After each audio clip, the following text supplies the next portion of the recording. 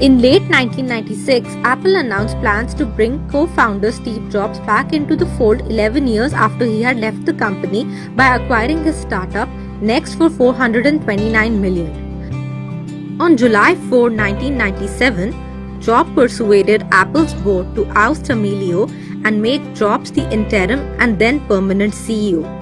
In August 1997, Jobs took the stage at another Macworld Expo to announce that Apple had taken a $150 million investment from its longtime rivals at Microsoft. "We need all the help we can get," Jobs said to boost from the audience. Also in 1998, Jobs hired an executive named Tim Cook to head up Apple's worldwide operations. Cook would stay with the company, eventually becoming the CEO. Under Jobs, the Apple cafeteria got much better food and employees were barred from bringing their pets to the campus. He wanted everybody to focus on Apple.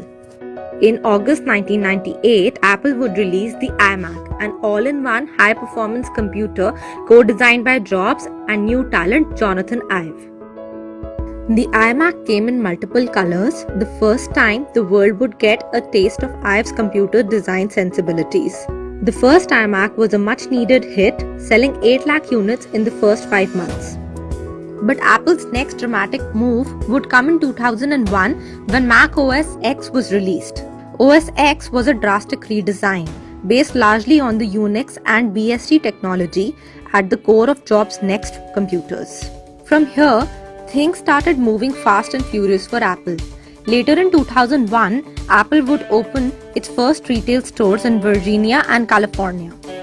In October, Jobs' Apple would take its first steps beyond the Mac and the iPod, a digital music player that promised 1,000 songs in your pocket. In 2003, Apple opened up the iTunes Music Store with its novel pricing model of $0.99 per song to turn the iPod into the center of digital media universe. In 2004, Jobs convened Project Purple under his supervision with Ive in charge to develop a touchscreen device. Originally, Jobs was envisioning a tablet, but it eventually turned into a concept for a cell phone. By 2005, there was an iPod, the iPod mini, the iPod nano and the iPod shuffle in descending size order. That same year also saw the introduction of the first iPod with video alongside the ability to buy movies and videos on iTunes. In 2005, Motorola introduced the Rocker, a phone that it made in partnership with Apple. It was the first phone that could play music from the iTunes Music Store.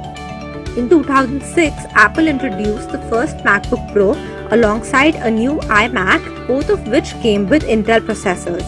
It also meant that for the first time you could install Windows on a Mac. After years of speculation, Jobs would officially unveil the iPhone at January 2007's Macworld Expo, and the iPhone Safari was the first full-featured web browser on a phone. The iPhone was a massive hit, taking only 74 days from its August 2007 launch to sell 1 million units.